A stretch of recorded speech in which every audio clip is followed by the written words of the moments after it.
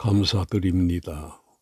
오늘 성경 본문은 마태복음 5장 13절에서 16절까지의 말씀이고 요절은 13절입니다. 너희는 세상의 소금이니 소금이 만일 그 맛을 잃으면 무엇으로 짜게 하리요? 후에는 아무 쓸데 없어 다만 밖에 버려져 사람에게 밟힐 뿐이니라. 아멘. 오늘 본문 13절에 세상의 소금이라고 합니다. 그래서 이 시간에는 세상의 소금에 대해서 말씀하려고 합니다. 그런데 세상의 소금이라는 것이 무엇일까요? 그냥 소금이라든지 부뚜막의 소금이라고 하면 알겠는데 세상의 소금이라니까 좀 어렵습니다. 그러나 오늘 본문 13절에 그냥 소금이라고 하시지 않고 너희는 세상의 소금이라고 하셨습니다.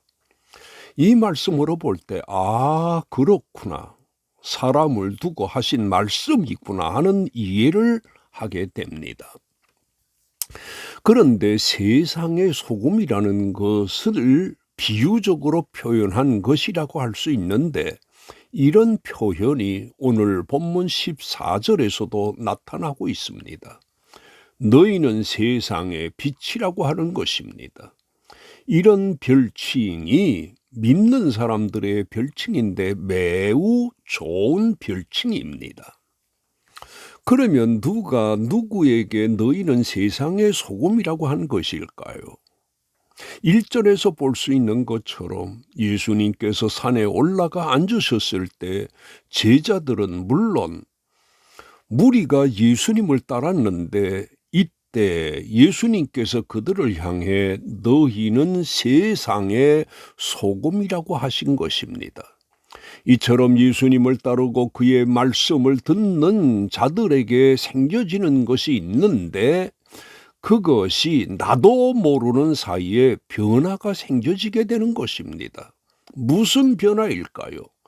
세상의 소금이 되는 변화입니다.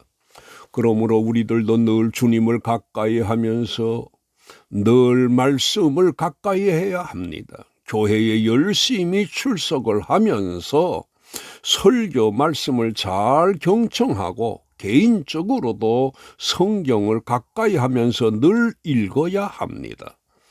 그러면 성경 박사가 되는 것이 아니라 나도 모르게 경건해지고 거룩해지고 더욱 깨끗해지게 되는 것입니다. 주님이 말씀하신 것처럼 세상의 소금이 되어지는 것입니다.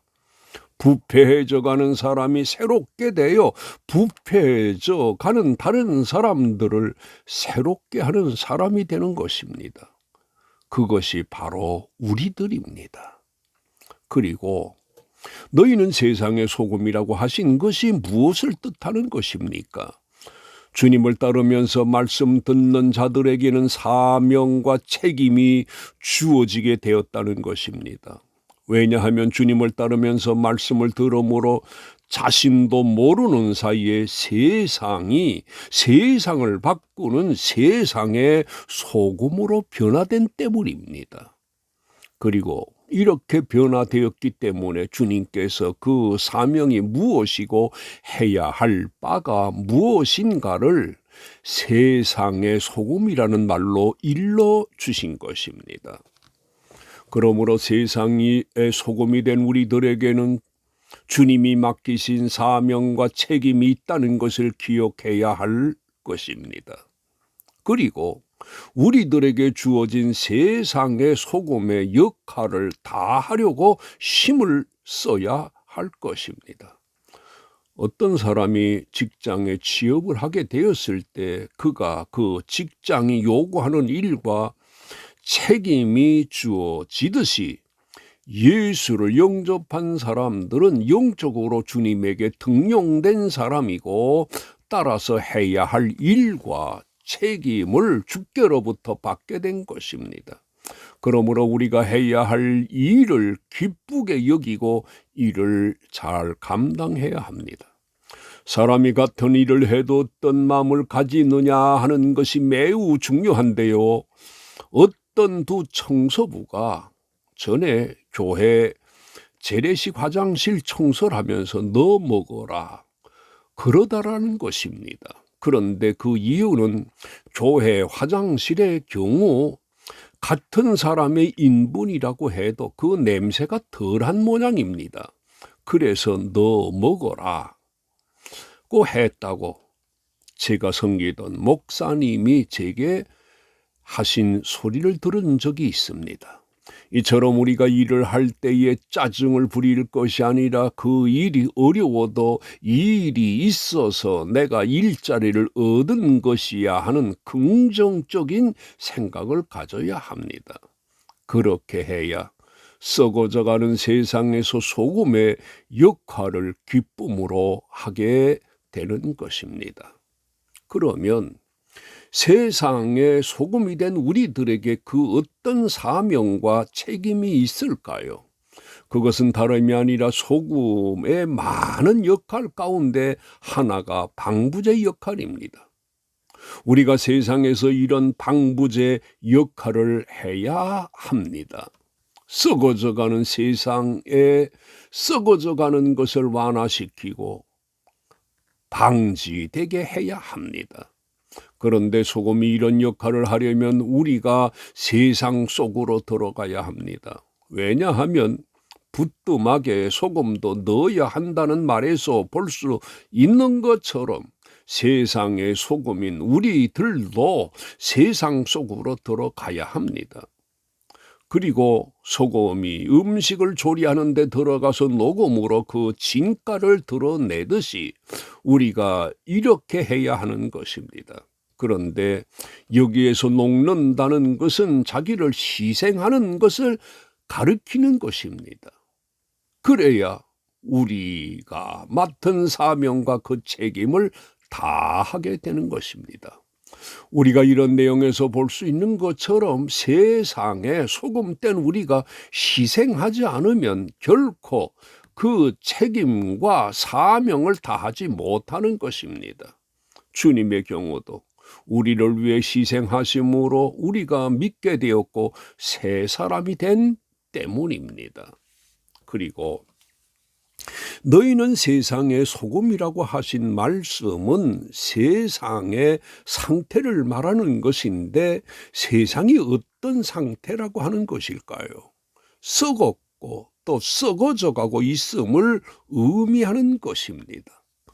그러나 이 세상이 썩었다고 해서 회복이 불가능한 상태가 아니고 얼마든지 회복도 가능하다는 것을 뜻하는 것입니다. 완전히 썩은 것은 버리지 소금으로 간을 하지 않기 때문입니다.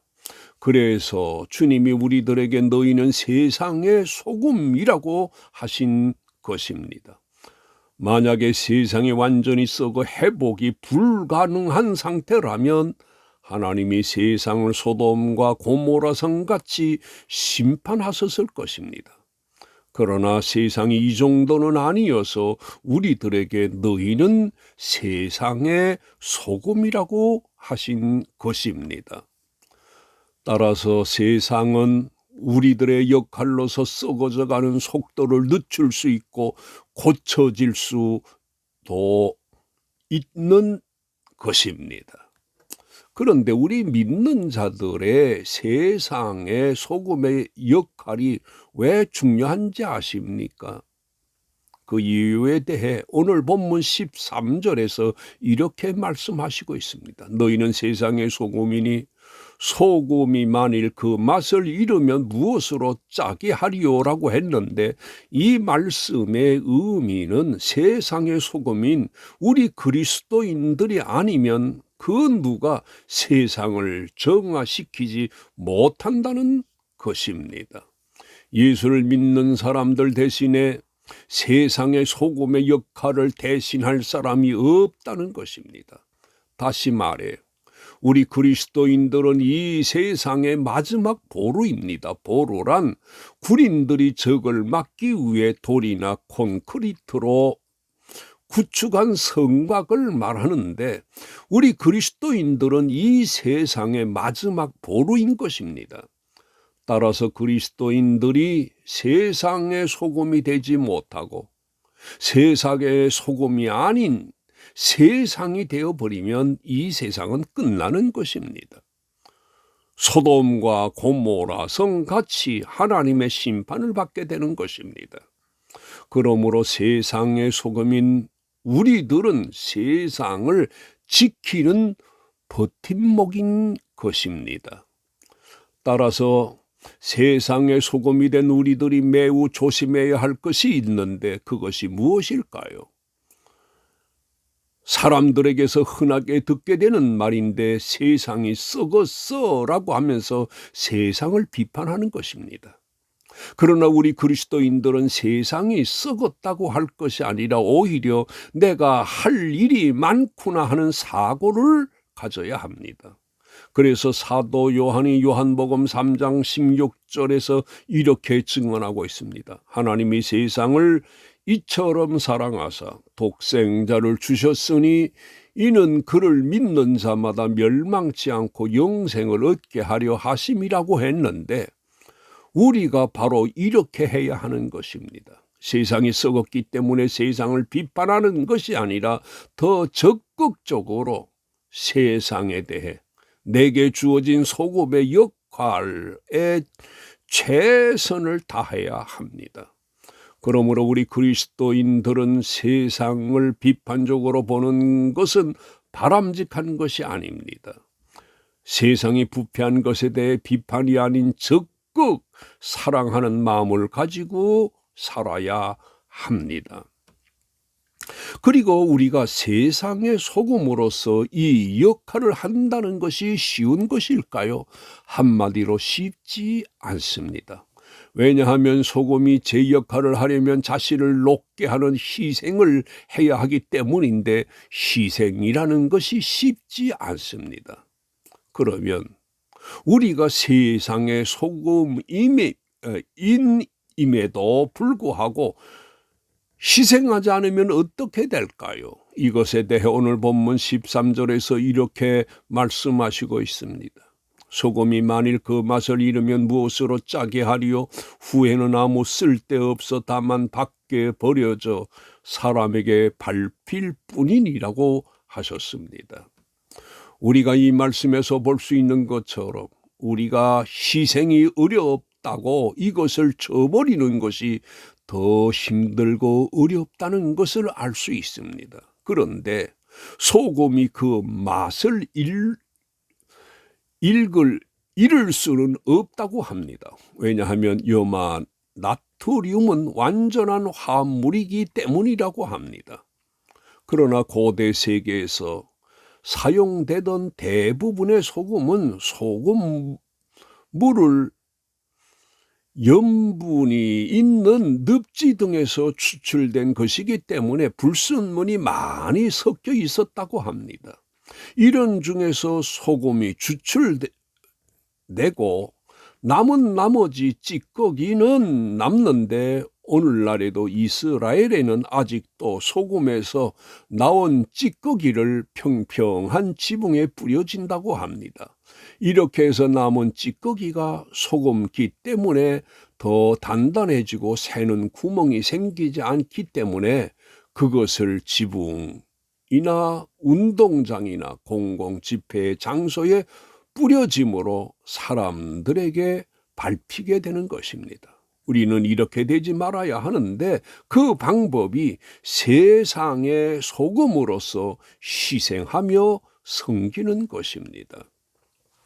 그리고 오늘 본문에서 너희는 세상의 소금이라고 하셨는데 여기에서 세상이 우리 믿는 사람들에게 어떤 곳일까요? 예수를 믿어 세상의 소금이 된 우리들의 일터가 되는 것입니다. 우리가 이것을 기억해야 합니다. 이처럼 세상의 소금이 된 우리들에게는 세상이 온통 일터가 되는 곳입니다.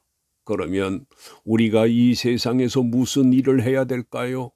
이것에 대해서 주님이 마가복음 16장 15절에서 이렇게 말씀하셨습니다. 너희는 온 천하에 다니며 만민에게 복음을 전파하라고.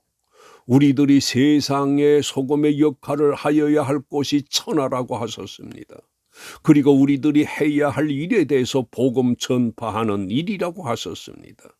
그리고 사도행전 1장 8절에서는 예루살렘과 온 유대와 사마리아와 땅끝까지 이르러 내 증인이 되리라고 하시면서 우리가 일해야 할 곳에 대해 땅끝까지라고 하셨고 해야 할 일에 대해 예수의 증인이 되리라고 하셨습니다. 이처럼 우리의 일터가 세상입니다. 그리고 해야 할 일이 예수를 증거하는 일입니다. 우리의 일터와 일감이 이러니 우리들은 바쁠 수밖에 없습니다. 그리고 우리가 이렇게 이 일을 할 때에 그곳에서 엄청난 일이 생기는 것입니다.